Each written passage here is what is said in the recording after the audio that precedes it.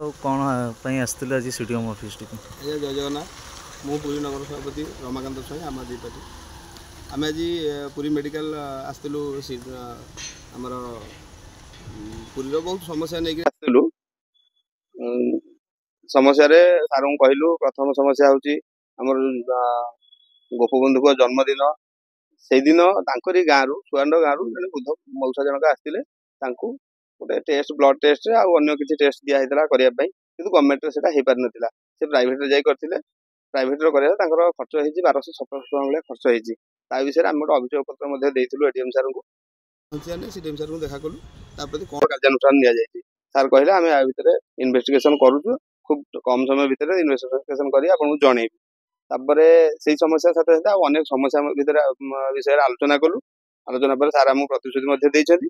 ତାପରେ ଶେଷରେ ଆମେ କହିଛୁ ଯେ ସାର୍ ଇନଭେଷ୍ଟିଗେସନ କରନ୍ତୁ, ଖୁବ୍ ଶୀଘ୍ର କରନ୍ତୁ, ଆଉ ପୁରୀ ମେଡିକାଲକୁ ଯେମିତି ବିଶ୍ୱସ୍ତରରେ ନମ୍ବର 1 ହେବ ତା ପାଇଁ ଚିନ୍ତା କରନ୍ତୁ, ଯେମିତି ବିଶ୍ୱସ୍ତରୀୟ ମେଡିକାଲଟି ଆମର ଏଠି ଛିଡ଼ା ହେଇପାରିବ ଆଉ ସମସ୍ତ ସୁବିଧା ଯେମିତି ଲୋକ ପାଇପାରିବେ।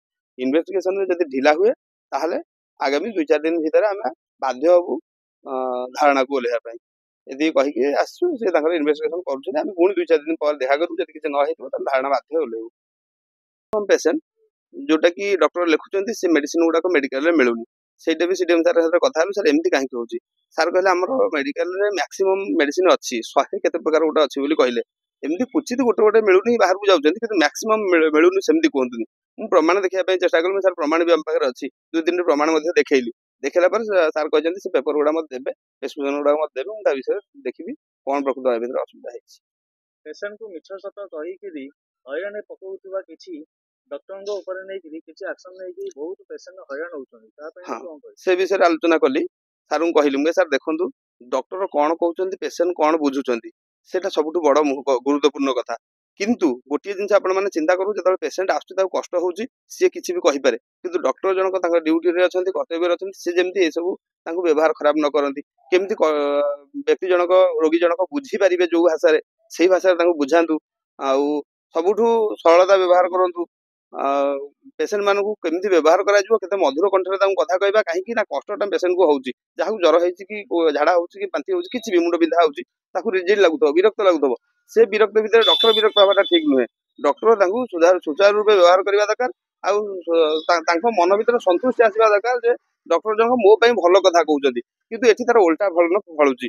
ସେଥିପାଇଁ ଆମେ ସେ ବିଷୟରେ ଅବଗତ କଲୁ। ସେ ମଧ୍ୟ କହିଛନ୍ତି ଯେ 90% ଡକ୍ଟର ଆମର ସେମିତି କରୁନାହାନ୍ତି, ଯଦି 5% ଅଛନ୍ତି, ଯାହା ବି କିଛି ହଉ ସିଡିଏମ୍ ସାର୍ ବୁଝିଛନ୍ତି 5% ଅଛନ୍ତି ଆ ଭିତରେ ଯେମିତି ଦୁର୍ବ୍ୟବହାର କରୁଛନ୍ତି କି ମେଡିସିନ ଭୁଲ ଭାଲ ଲେଖୁଛନ୍ତି କି ଆଗକୁ ବାହାରକୁ ଛାଡୁଛନ୍ତି ପେସେଣ୍ଟକୁ, କିଛି ବି ହଉ ଜାଣିପାରିଛନ୍ତି, ତାପରେ ଆକ୍ସନ ନେବେ ବୋଲି ମଧ୍ୟ କହିଛନ୍ତି। ମୁଁ ଆମଟୁ ସନ୍ଧ୍ୟା କହୁଥିଲି, ସମ୍ପାଦିକା ଭାବେ କାର୍ଯ୍ୟରତ ଏବେ ଅଛି। ଆମେ ଆସିଥିଲୁ ଆଜି ସିଡିଏମ୍ଙ୍କ ପାଖକୁ କିଛି ଅଭିଯୋଗ ନେଇକି। ଆଜ୍ଞା 3 ଦିନ ତଳେ ଆସିଥିଲୁ, ଏବେ ବି ଆସିଛୁ, କାହିଁକିନା ଆଜି ହିଁ ଦେଖା କରିବାକୁ ପଡ଼ିଲା, ସୁଯୋଗ ମିଳିଲା ଆମକୁ। ଆମର ମୁଖ୍ୟତଃ କଥା ହେଲା ପେସେଣ୍ଟ ମାନଙ୍କୁ ନେଇକି। ଆଜ୍ଞା ବହୁତ ଗରିବ ଗୁରୁବା ଅଛନ୍ତି ଯେ କି ସେ ଆତ୍ମନିର୍ଭରଶୀଳ ଗଭର୍ଣ୍ଣମେଣ୍ଟ ମେଡିକାଲରେ କ'ଣ ସେ ସୁସ୍ଥ ହେଇକି ଫେରିବେ ବୋଲି ତାଙ୍କର ଆଶା। କିନ୍ତୁ ଯଦି ଗଭର୍ଣ୍ଣମେଣ୍ଟ ମେଡିକାଲରେ ସୁସ୍ଥ ହେଇକି ଯଦି ନ ଫେରିବେ ତ ବହୁତ କଷ୍ଟଦାୟକ ନା, କାହିଁକିନା କାହା ପାଖରେ ପଇସା ଅଛି, କାହା ପାଖରେ ପଇସା ନାହିଁ। ପ୍ରାୟତଃ ଡକ୍ଟର୍ସ ମାନେ କ'ଣ କରୁଛନ୍ତି, ରେଫର କରିଦଉଛନ୍ତି କଟକ କିମ୍ବା ଭୁବନେଶ୍ୱର। ତ ସେ କହୁଛନ୍ତି ତାଙ୍କ ପାଖରେ ପଇସା ଥିବ କି ନଥିବ, ତ ଡେଲିଭରି କେସ୍କୁ ନେଇକି ହୁଅନ୍ତୁ କିମ୍ବା ଅପରେସନ କେସ୍କୁ ନେଉନ୍ତୁ, ଯେକୌଣସି ଜିନିଷ। ତାପରେ ଆମର ମୁଖ୍ୟତଃ ରହିଲା ଆମ୍ବୁଲାନ୍ସରେ କ'ଣ ଆଜ୍ଞା, ଯଦି ଫୋନ୍ ଆପଣ କରିବେ 2-3 ଘଣ୍ଟା ପରେ ଆମ୍ବୁଲାନ୍ସ ଆସୁଛି। ପ୍ରାୟତଃ ମନା କରୁଛନ୍ତି ଆମ୍ବୁଲାନ୍ସ ନାହିଁ। ତ ସେଥିପାଇଁ ଯୋଉ ଅଭିଯୋଗ ଯୋଉ ଆସିଛି, ସେ ଅଭିଯୋଗ ମୁଁ ଆଜି ଜଣେଇଲି। ତ ସାର୍ ଆମକୁ ପ୍ରତିଶ୍ରୁତି ଦେଲେ ଯେ ଯଦି ଇନକେସ୍ କିଛି ଯଦି ପ୍ରୋବ୍ଲେମ ରହୁଛି, ତେବେ ଆପଣ ଆମର ମ୍ୟାନେଜର ଯିଏ ଅଛନ୍ତି ମେଡିକାଲର, ସିଏ ଆପଣଙ୍କୁ ସହାୟତା କରିବେ, ଯାହାକି 15-20 ମିନିଟ୍ ଭିତରେ ଆମ୍ବୁଲାନ୍ସ ଆପଣଙ୍କ ପାଖରେ ଯାଇ ପହଞ୍ଚିବ। ତାପରେ ଆଉ ଗୋଟେ ମୁଖ୍ୟ ଆପଣ ଜାଣିଥିବେ, ଆମର ଡ୍ରେନେଜ ପ୍ରୋବ୍ଲେମ ପ୍ରାୟତଃ ମେଡିକାଲ ଭିତରେ ଆଜ୍ଞା ପାଣି ପଶି ଯାଉଛି। ତ ଡ୍ରେନେଜ ପ୍ରୋବ୍ଲେମକୁ ନେଇକି କହିଲେ କି ଯୋଉ 6 ମହଲା ବିଶିଷ୍ଟ ଯୋଉ ତିଆରି ହୋଇଛି, ତ ସେଥିପାଇଁ ଡ୍ରେନେଜ ପ୍ରୋବ୍ଲେମ ସୃଷ୍ଟି ହେଇଛି, ତା ଆଗରୁ ମଧ୍ୟ ଥିଲା। ଆମେ ଚାହିଁବୁ ଆଉ ଅଳ୍ପ ଦିନ ଆମକୁ ସମୟ ଦିଅନ୍ତୁ। ଆମେ କହିଲୁ ଠିକ ଅଛି ଆଜ୍ଞା, ସମୟ ନିଅନ୍ତୁ। ତେଣୁ ଆମେ ଆଜ୍ଞା ସମୟ ମଧ୍ୟ ଅପେକ୍ଷା କରିଛୁ, କେବେ ଆଜ୍ଞା ଡ୍ରେନେଜ ପ୍ରୋବ୍ଲେମ ସୁଧୁରିବ, କେବେ ଆମେ ଆମ ଡାକ୍ତରଖାନା ଆମକୁ ଆମ ନିଜକୁ ଆଜ୍ଞା ଗର୍ବିତ କରିବ ଯେ ପୁରୀ ଆମର ଗୋଟେ ଐତିହ୍ୟ ସହର, ତାକୁ ତା ଭିତରେ ଗୋଟେ ବଡ ମେଡିକାଲ, ଯାହାକି ଆମ ସମସ୍ତେ ଆଜ୍ଞା ସୁସ୍ଥ ହେଇକି ଫେରୁଛନ୍ତି। ତ ଏଇଆ ପ୍ରତିଶ୍ରୁତି ଦେଲେ କି ନାଇଁ, ଆମକୁ କିଛି ସମୟ ଦିଅନ୍ତୁ। କେତେ ଦିନ ଦେଇଛନ୍ତି ଆମେ ତ ସେ ଭିତରେ ପଚାରିଲୁ, କିନ୍ତୁ ସେ ବିଷୟରେ ସେ ଆଲୋଚନା କିଛି କଲେ ନାହିଁ। ଖାଲି କହିଲେ ଆମକୁ କିଛି ସମୟ ଦିଅନ୍ତୁ, କିଛି ଆଜ୍ଞା ସମୟ ଦେଲେ ଆମେ କରିବୁ। ସେ ସମୟକୁ ଆମେ ଅପେକ୍ଷା କରୁଛୁ, ଏଥିପାଇଁ ଆମେ ଧାରଣା ଦେବୁ ମଧ୍ୟ।